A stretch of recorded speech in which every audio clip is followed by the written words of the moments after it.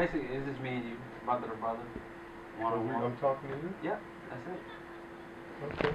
Introduce yourself. Introduce myself. You should know who I am. I know exactly who you are. I'm Bebe Winans. How are you, BB? I'm doing good. You know, I must say that I grew up listening to your music. So you grown? I am grown, man. And it's a pleasure to meet you. Thank you. Now, are you political at all? Did you catch any of the debate? Political in some way I am. I did catch the last debate. What were your thoughts? My thoughts was the president became president again. That's what I... Got his swagger back, right? In a sense? You can say swagger, yeah. Yes. I think he became presidential. I take it you don't use the word swagger at all. Sometimes.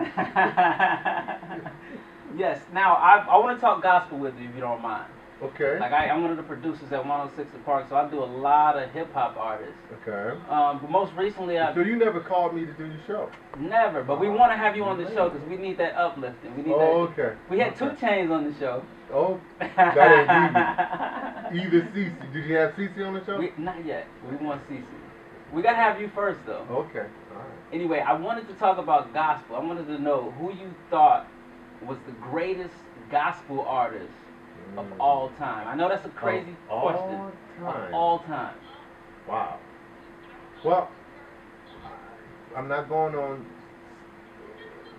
charts and things like that. Mm-hmm. For me personally, that would have to be Andre Crouch. Okay. Of all time. And why would you say that? Because he had a swagger. Yeah. If I can use that word. But he had a reach that brought gospel music into the contemporary, even the crossover with black and white Christian listeners, Mm-hmm. as well as secular. He crossed boundaries like no other artist did. But second to him would be, I think, Mahalia Jackson. Okay.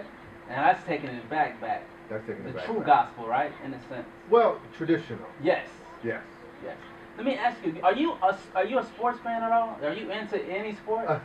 I'm a football fan, but right now I'm going with the Tigers. Right now? Right now, I have to. I'm born and raised in Detroit, Michigan. I went to school at Western Michigan University in Kalamazoo.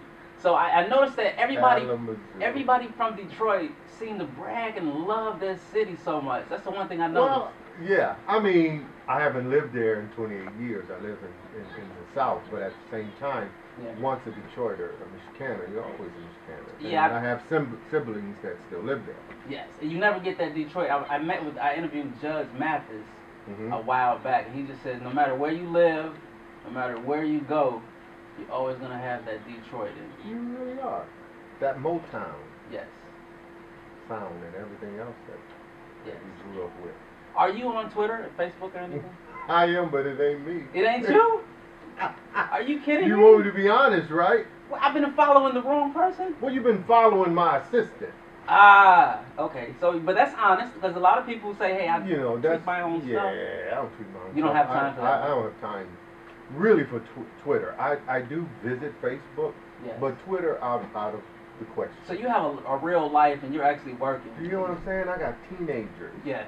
You know, I work and then I have to raise teenagers. I bet you the teenagers are on Facebook. Well, yeah. They without probably my permission. Yes, they do that.